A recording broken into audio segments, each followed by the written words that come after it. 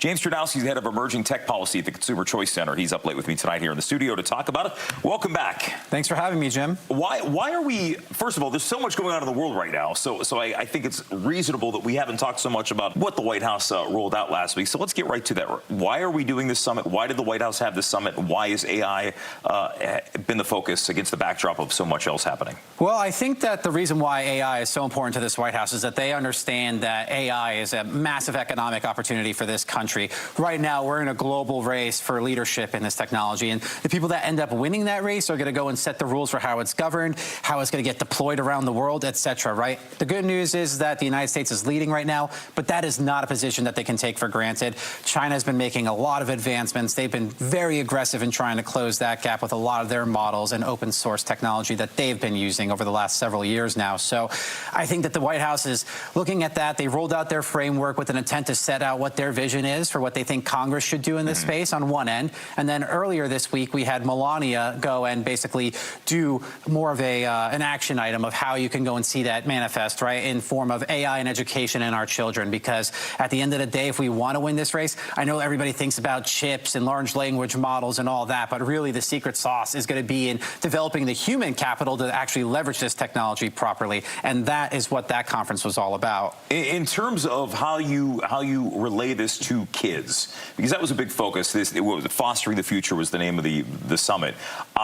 Where do we stand? You mentioned right now with China. I mean, it is certainly a big hurdle to climb here if the U.S. wants to get kids on board and make sure that this is being rolled out responsibly in schools. Yeah, absolutely. I think that that is always a challenge, and I think that it's something where we have to kind of work with all of society in many respects, Sure. right? We've seen many proposals trying to go and shut down access to this technology for one reason or another, and I kind of liken it back to when I was in school and the teachers were like, oh, you should never use Wikipedia, and obviously do not go and cite to Wikipedia when you're doing your homework, kids, but at the same time, this is a similar kind of deal here. I think that AI is this opportunity for kids to go and learn how to become digitally native with it, to understand what its promise and potential is, but also what its shortfalls are too. And when they become digitally native with it, they can become more effective with it. And then they will learn how to basically leverage that in their everyday lives in better ways than we even think of right now that are possible, right? So that's going to be helping unleash our future innovators of tomorrow to go and solve the problems that we're trying to take care of today, right? That is, I think, so critical. But if we're going and trying to shut down that conversation by banning it from schools or just trying to ban kids from using it outright because we're worried about existential threats or something of that nature, I don't think that's actually a helpful spot for this conversation to be. We want children to actually interact and basically integrate with this technology. And that's what the White House was talking about with Melania, right? They wanted to educate, protect, and empower children with this technology. You know, as somebody who came up in the 80s and 90s where computers were, the push was to get Apple IIe's and Apple II GS's in all the schools, but there was still a big fear about, you know, do you treat this as a novelty, or is this really going to be something that we're going to be learning from? And for a lot of students, I think it passed a lot of schools by. So there's this idea that you have AI and people are going to dismiss it out of hand as saying maybe not so much a novelty, but how does this work hand in hand with curriculum, and how do we grow them for the future? Well, the way I think about it is when I was in school, right? Like, for example, I know a lot of my schooling had a computer lab time that schools set aside in order to go and learn about the technology that you were going to be using as it was becoming more proliferated and commonplace, right? And the same thing's going to happen with AI here. We want kids to go and basically piecemeal work into it. I don't think that you want, like, we're just going to unleash it into the wild and have kids just go and, you know, make memes on Grok or something. Like, that's not necessarily the most productive use of the AI.